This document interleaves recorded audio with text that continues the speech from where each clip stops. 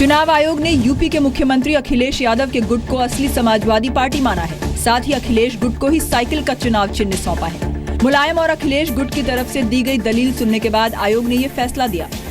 चुनाव आयोग के मुताबिक समाजवादी पार्टी पदाधिकारियों में 50% से ज्यादा अखिलेश के साथ है। समाजवादी पार्टी के 228 में से 205 विधायक अखिलेश के साथ हैं। साथ ही समाजवादी पार्टी के 90% सांसद अखिलेश के साथ हैं। आयोग ने माना है कि 1 जनवरी को हुआ अधिवेशन पार्टी के संविधान के मुताबिक हुआ। वहीं मुलायम ने अपने समर्थकों के हलफनामे आयोग को नहीं दिए। दूसरे लोग बिल्कुल अल्पमत में थे। पार्टी में स्प्लिट जरूर हुई, लेकिन पार्टी एक तरफ थी और इसलिए मैं आपके माध्यम से इलेक्शन कमीशन को भी धन्यवाद देना चाहूँगा। उन्होंने बड़ा न्याय संगत निर्णय दिया है। आज जीत जो हुई है वो संवैधानिक जीत है और मैं ये मान सकता हूँ कि आज चुनौती भी बढ़ी है।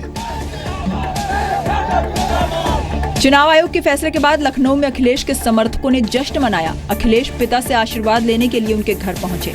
अब नेताजी से मेरा अपील है कि आप अब एक क्षण भी मत देर करें और अखिलेश को, आपकी पार्टी बच गई, अखिलेश को आशीर्वाद दीजिए।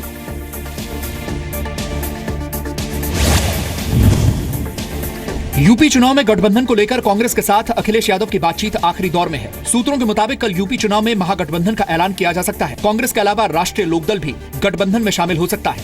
कांग्रेस महागठबंधन होगा, ये अखिलेश यादव जी तय करेंगे, लेकिन मुझे उम्मीद है कि होगा। कहा जा रहा है कि महागठबंधन में कांग्रेस को 90 से 100 सीटें मिलेंगी, जबकि आरएलडी को 20 से 25 सीट। बाकी सीटों पर अखिलेश यादव उम्मीदवार उतारेंगे। मुलायम सिंह यादव ने आज अपने बेटे और यूपी के मुख्यमंत्री अखिलेश यादव पर निशाना साधा। लखनऊ में पार्टी कार्यकर्ताओं के बीच मुलायम ने आरोप लगाया कि अखिलेश ने मुसलमानों के लिए कोई काम नहीं किया। मुलायम ने कहा कि जब उन्होंने जावेद अहमद को राज्य का डीजीपी बनाने का फैसला किया तो अखिलेश ने उसका विरोध किया।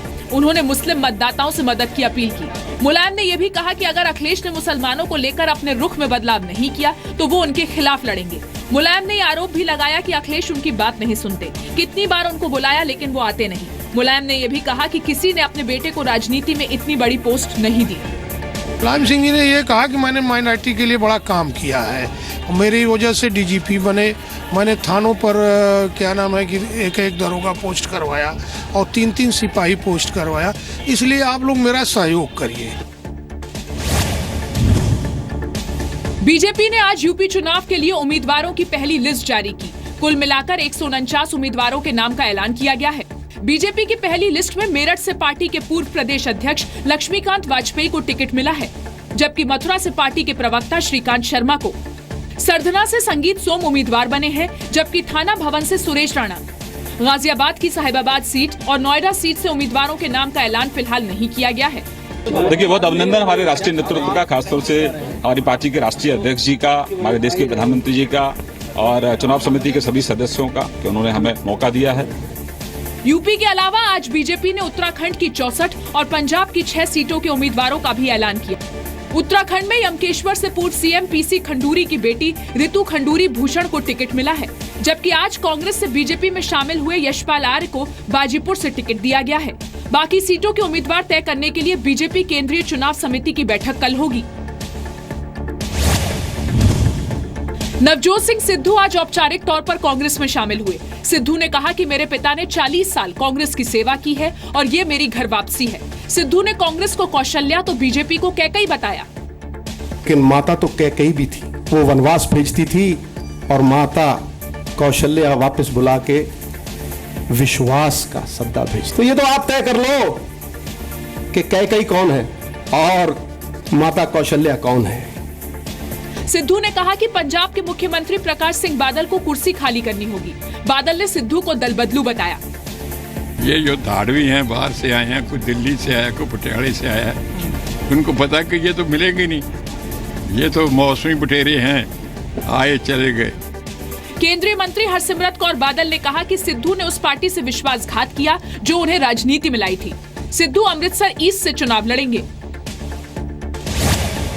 पंजाब के मुख्यमंत्री प्रकाश सिंह बादल को प्रदेश कांग्रेस अध्यक्ष अमरिंदर सिंह चुनौती देंगे। कांग्रेस ने आज मुक्तसर की लंबी सीट से अमरिंदर की उम्मीदवारी का ऐलान किया। 2 दिन पहले अमरिंदर ने प्रकाश सिंह बादल के खिलाफ चुनाव लड़ने की इजाजत पार्टी से मांगी थी। लंबी के अलावा अमरिंदर सिंह पटियाला से भी चुनाव लड़ रहे हैं। इसके पिछली दफा भी वो कह रहे थे जब पार्लियामेंट का इलेक्शन हुआ, आप यहीं थे कि नहीं थे? तो आप तो थे। उस वक्त ये कहते मेरा लड़का जीत के जाएगा, 1.5 लाख वोटों से रहा। History will repeat. आम आदमी पार्टी ने दिल्ली से पूर्व विधायक जरनैल सिंह को बादल के खिलाफ उम्मीदवार बनाया है। रिजर्व बैंक ने एटीएम से कैश निकालने की लिमिट बढ़ा दी है। अब एटीएम से रोजाना 10,000 रुपए निकाले जा सकेंगे। पहले ये लिमिट रोजाना 4,500 रुपए की थी, लेकिन अब भी आप एटीएम से हफ्ते में 24,000 से ज्यादा नहीं निकाल पाएंगे। आरबीआई ने करंट अकाउंट से एक हफ्ते में पैसा निकालने की लिमिट भी 50,000 रुपए से बढ़ाकर 1 लाख रुपए कर दी है। नोटबंदी के बाद एटीएम से 2,000 रुपए निकालने की इजाजत थी, बाद में इसे बढ़ाकर 2,500 कर दिया गया। नोटबंदी के 50 दिन के बाद कैश निकालने की लिमिट 4,500 रुपए कर दी गई थी। उत्तराखंड के ऋषिकेश में कांग्रेस उपाध्यक्ष राहुल गांधी ने पीएम मोदी पर तंज कसा। राहुल ने कहा कि पीएम गरीबों की बात करते हैं, लेकिन गरीबों के साथ नहीं दिखते। राहुल ने कहा कि केंद्र की नीतियां जन विरोधी हैं। नरेंद्र मोदी जी के मन की बात लोग सुने, मगर देश को ऐसे चलाया नहीं जा सकता है। खादी ग्राम उद्योग के कैलेंडर से गांधी जी की फोटो हटाए जाने पर भी राहुल ने बीजेपी पर निशाना साधा। उन्होंने कहा कि जिन्होंने तिरंगे के लिए सीने पर गोली खाई, उनकी फोटो ही कैलेंडर से हटा दी गई।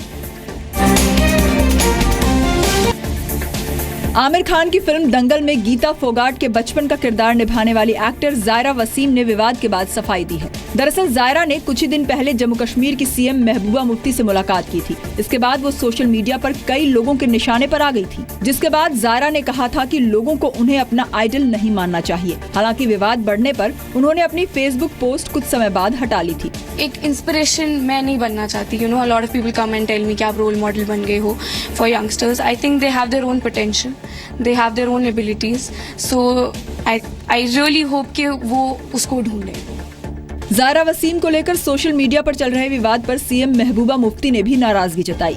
जायरा खान जिसने दंगल फिल्म में बहुत अच्छा रोल किया, हमारे बच्चे दे आर शोइंग, जो स्पोर्ट्स में बच्चे जा रहे हैं वो एक्सेल कर रहे हैं, पर बदकिस्मती ये है कि हम उनको वो मौका फराहम नहीं कर पा रहे हैं। विवाद के बाद रियल लाइफ रेसलर बहनें गीता और बबीता भी जायरा के समर्थन में सामने आई।